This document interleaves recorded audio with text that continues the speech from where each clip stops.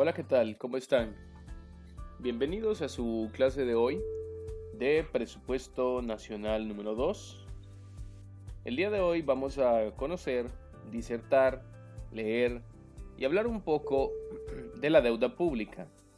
Para ello, utilizando algunos fragmentos extraídos de la guía práctica sobre el análisis presupuestario de la Contraloría General de Cuentas de Guatemala. Vamos a comenzar con algunas partes extraídas de dicha guía en las cuales se habla específicamente de la deuda pública. Se comienza diciendo que para hablar de deuda pública es necesario conocer el origen del término crédito. Crédito proviene del latín credere, que significa creer o tener fe, de lo cual se desprende que el crédito público es una medida de credibilidad del Estado, la cual utiliza para captar recursos para complementar los esfuerzos internos para financiar su presupuesto. De esto podemos tomar consideración que el Estado percibe ingresos por los impuestos. No obstante, muchas veces esos impuestos no son suficientes, los ingresos generados de los mismos para poder satisfacer todas las necesidades de la población, estas necesidades sociales, ¿no? Es entonces cuando el Estado recurre a la deuda o a los créditos. Entonces, el crédito público es la medida de credibilidad de qué tan, vamos a decir, qué tan creíble es el Estado para que le den un préstamo. Qué tanta confianza genera en las entidades internacionales o en las entidades bancarias. Ahora bien, deuda pública. En el portal de transparencia fiscal se habla de la deuda pública y se indica que es el conjunto de las obligaciones o compromisos monetarios contraídos o asumidos por el Estado, ya sea a corto, mediano o largo plazo, por sus entidades descentralizadas y autónomas, incluyendo los gobiernos locales, como consecuencias del uso del crédito público. Aquí hay que hacer una diferencia entre el crédito público y la deuda pública.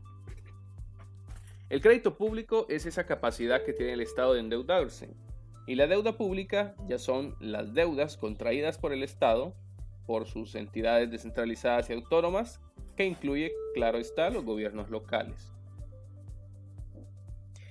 Es conveniente resaltar la importancia de vigilar la ejecución de los fondos provenientes de la deuda pública, no tanto en forma contable, sino esencialmente por medio de la medición del impacto en el uso de dichos fondos, a efecto de garantizar el uso óptimo y eficiente de estos recursos, lo cual se conoce como análisis de costo-beneficio.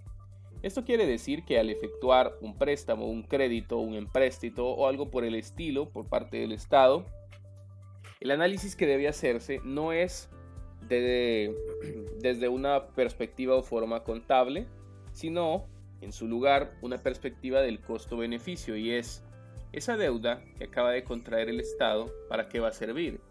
Y cuando se ejecuta determinado proyecto, por ejemplo la construcción de una escuela, entonces debe de analizarse el impacto o el análisis del costo-beneficio, y esto quiere decir, entre otras cosas, que qué tanto va a servir este bien, o si este bien fue construido correctamente, si pudo haberse ahorrado un poco más en su construcción, etc.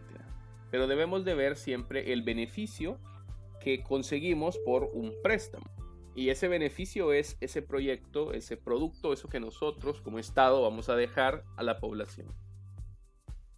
La evolución de la deuda pública se analiza por medio de series históricas correspondientes a variables macroeconómicas. Cuando hablamos de la macroeconomía es aquella rama de la teoría económica, de la economía, que se encarga del estudio de ciertas variables, de ciertos indicadores, pero a nivel nacional, a nivel de país o de una determinada región, que permite calcular indicadores de estabilidad macroeconómica relacionada con los niveles de endeudamiento público, y esto es, qué tan estable está nuestra economía a pesar de las deudas que hemos contraído.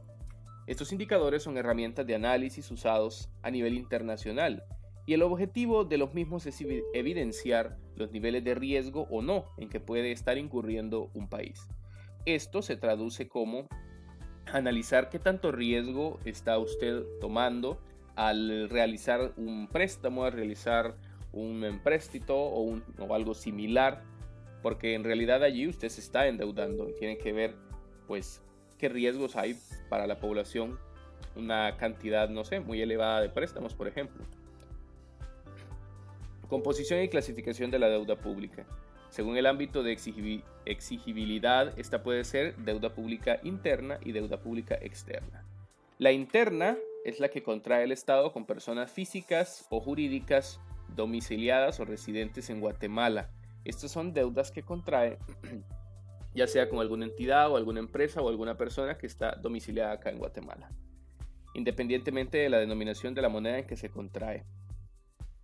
El pago de este tipo de deudas es exigible dentro del territorio nacional. Esto es, por ejemplo, supongan que ustedes son unas personas millonarias y en una ocasión el Estado nos solicita un crédito. Ustedes pueden prestarle ese dinero al Estado y luego el Estado deberá pagárselos. En Guatemala los sistemas de negociación de bonos por medio de los cuales se contrata deuda interna son el sistema competitivo, licitación pública, subasta o euromercado, y el sistema no competitivo, que es por ventanilla o por negociación directa. Sin embargo, para efectos de transparencia, no se recomienda la colocación de bonos por medio de negociación directa.